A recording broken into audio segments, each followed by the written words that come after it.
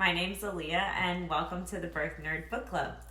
In this series, we're going to be going through some birth-related books, some new ones, as well as some of my old favorites, and I plan to cover some of the main talking points of each book, as well as some of my perspectives and my opinions, and I hope that you'll join me in the comments and give me some of your perspectives and your opinions, and we can have an actual conversation down there and have a real deal book club.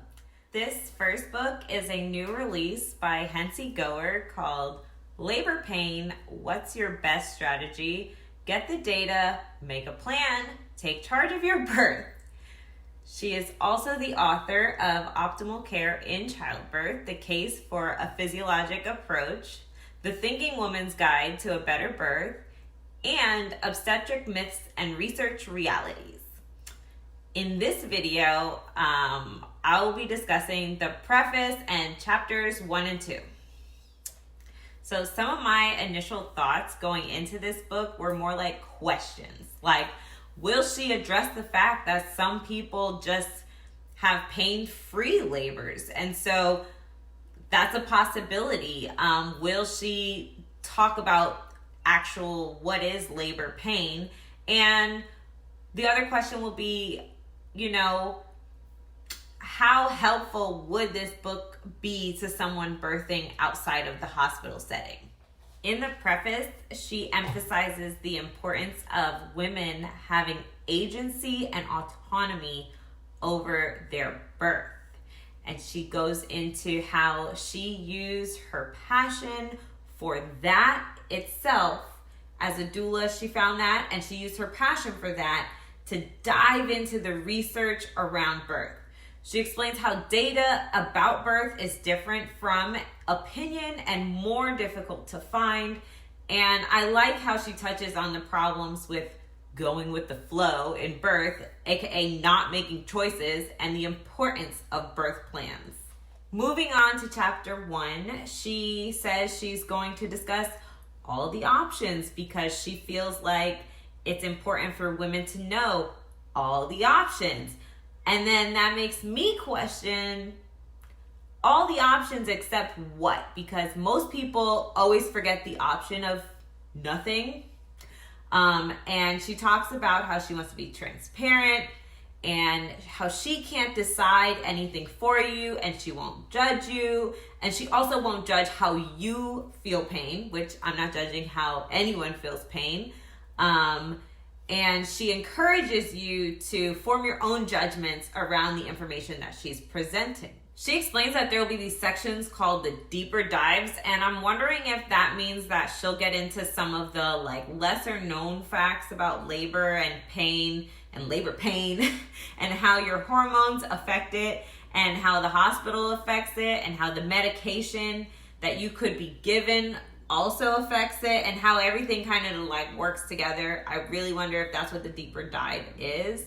Going into chapter 2, she talks about the first labor pain option, which is epidurals, and she goes into how it is the most common form of pain relief that is used, and she explains extremely thoroughly how it's administered, all of the components and the reasons for them, like the IV, the blood pressure cuff, the baby monitor, the catheter options that you have. She also talks about how well the epidural relieves pain and some of the advantages and disadvantages. And also how trying to avoid an epidural doesn't mean you're going to avoid the disadvantages or subsequent interventions that come from it, because that's generally how the obstetrical model for birth is designed anyway.